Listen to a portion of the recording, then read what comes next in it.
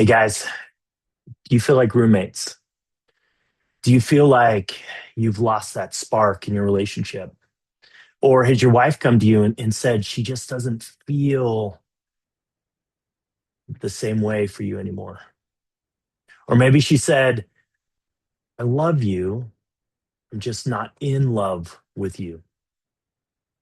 Or do you just feel like there's got to be something more to this relationship? I was actually talking with a guy the other day, and they've been married for over 30 years. And through the years, they were busy. They were raising kids. He was working. He traveled a lot, and he thought, you know what? When I finally retire, that's when we'll work on each other. That's when we'll spend that time together. Well, he retired a handful of years ago, and um, his wife's actually a travel agent, and so they've been able to travel a ton, which is so a lot of people's dream, right? It's the one day we could travel the world. Well, they're traveling the world now. And you know what he told me? He said, Nick, I feel like nothing more than her baggage handler.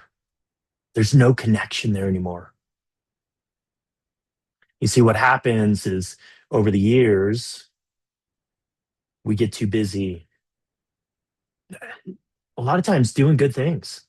Raising kids, that's a really important job. Putting a roof over our heads and food on the table, right? And so we're working and working and working, sometimes 60 hours a week, 70 hours a week. Some of the guys I talk with, we're busy serving at church. We're busy helping our buddies out, right? We're just busy.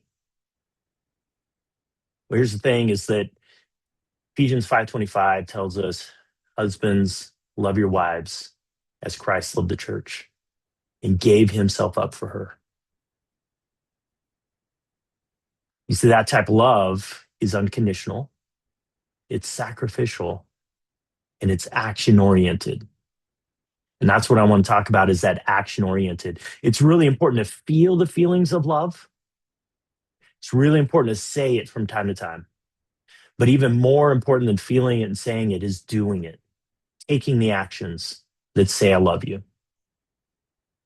And every time we take those actions, every time we do the things that say, I love you, it's like putting a piece of wood on top of the fire, the relationship. And what happens when you stop putting wood on a fire? Fire dwindles and eventually goes out.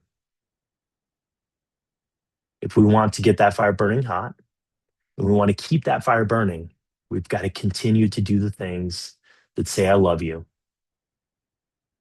Join us for our coming up webinar where we'll teach you the practical steps of how to get that fire burning and how to keep it burning.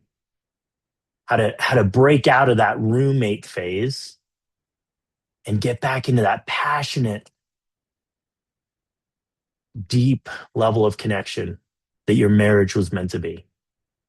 You see, God didn't intend it for you guys to just hold on until death do you part. God didn't intend it for you guys to just put up with each other until death do you part.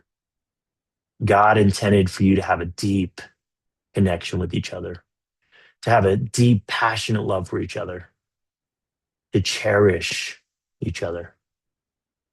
So if you're ready, stop living like roommates and get that fire burning hot and learn how to keep that fire burning. Join us for the webinar. Look forward to seeing you soon.